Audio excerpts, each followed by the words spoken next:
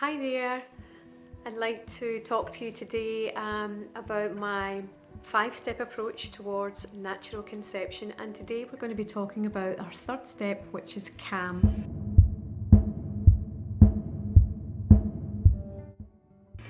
So today we're going to be talking how we can help our bodies switch out of this fight or flight stressful mode that we're in for many different reasons, and how we can then support our body by reducing the stress in our life to help improve our fertility outcomes.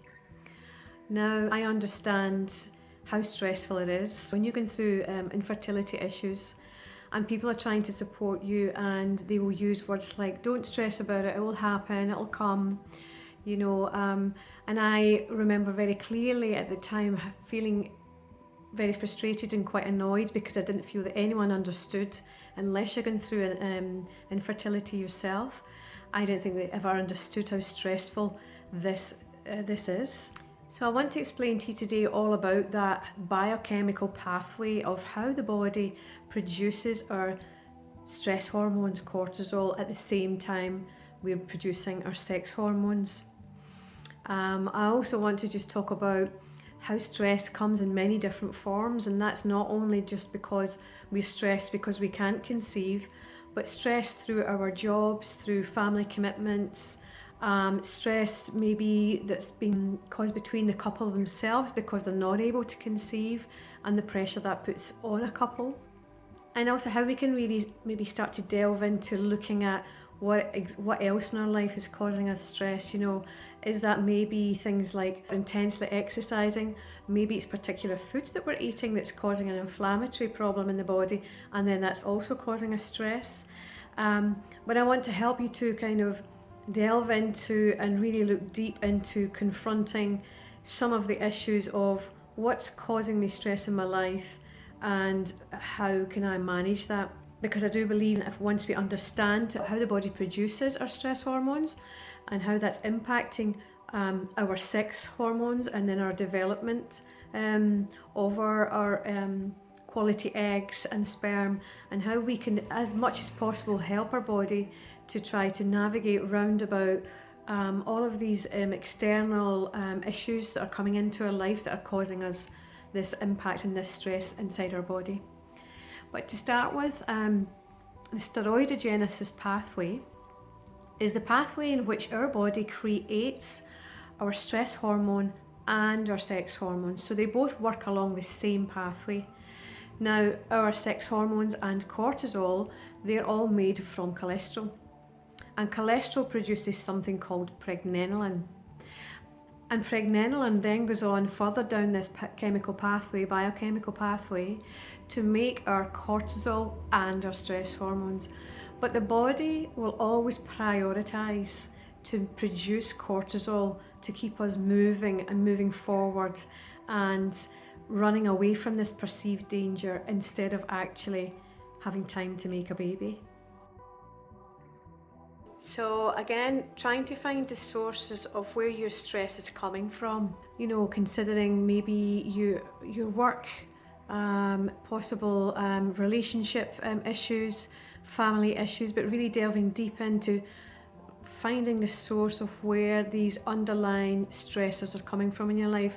And sometimes that can be very confronting, not an easy thing to do, but I think with the help of a coach, you can really start to dig deeper and bring a lot of this to the surface to then deal with.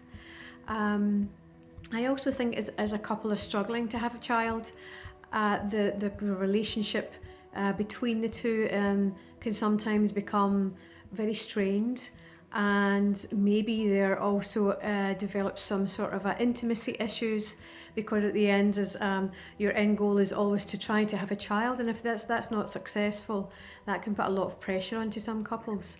So looking into things like that, get someone else to help you explore some of these issues.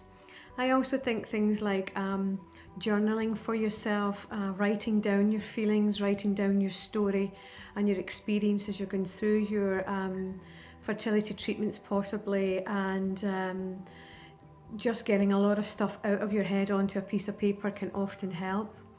Meditation, of course, is another great one. Following some apps called Headspace or Deepak Chopra's meditation YouTube videos are also very helpful for you to really calm the mind and keep the mind a bit more still.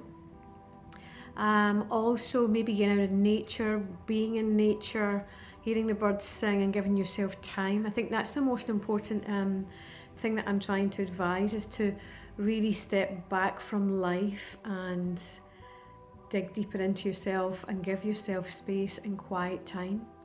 Can really help with things like that. Also, foods to consider to help with your adrenal health, to support this cortisol production. So really good sources of protein, helping to maintain the blood sugar balancing, because blood sugar balancing is very much connected to cortisol production and stress. Other things that you maybe want to consider would be some healthy fats to increase your energy, but also to stabilize blood sugar balancing again throughout the day. So lovely avocados, extra virgin olive oil, healthy fats through your oily fish. Maybe you also want to consider B6. B6 products help with the production of our hormones. So we could be looking at, again, fish, eggs, maybe some whole wheat or soya. Things to consider and also be very mindful about would be your coffee intake. Anything that's really, a lot of caffeine in the day can really spike the cortisol levels, and that's what we're trying to avoid. We're trying to keep them as balanced as possible to help encourage our hormone production, which will all help towards our fertility problems. You might want to consider things like essential oils, so lavender at night, diffusing that throughout your room. Just really thinking out the box of how that you can really help to maintain that quiet within yourself, and all of the other tips I mentioned of the journaling, walking in nature, maybe also to take up hobbies that just really help you to laugh and enjoy your life, because going through fertility is such an intense time that you really need something to help you just to release a lot of that anxiety and all the tension you're creating in your body. I mentioned before about exercising. It's very important to exercise and be healthy, but it's also very important to remember not to exercise excessively, because again, that's us spiking our cortisol production, and that's what we're trying to maintain. So if you would like to follow myself on Facebook, where I give lots of other information and tips about diet and about the foods that we can introduce into our diets to support our overall health, not only fertility. You could also find me on Instagram. I offer a 30-minute free discovery call, and we can chat about where you are in your fertility journey, and maybe I can help you to explore a bit deeper other avenues that maybe the doctor hasn't explored with you with regards to functional testing, to see if there's any underlying root cause of why this is happening for you and your partner. It's really important that both partners look in and do a bit more investigative work. There's a huge area to explore between going to see your doctor and actually starting your IVF treatment. We can explore all the different avenues of what's contributing towards the normal balanced function of the body and your hormone production. So thank you for listening to me today, and I really look forward to meeting you in the future.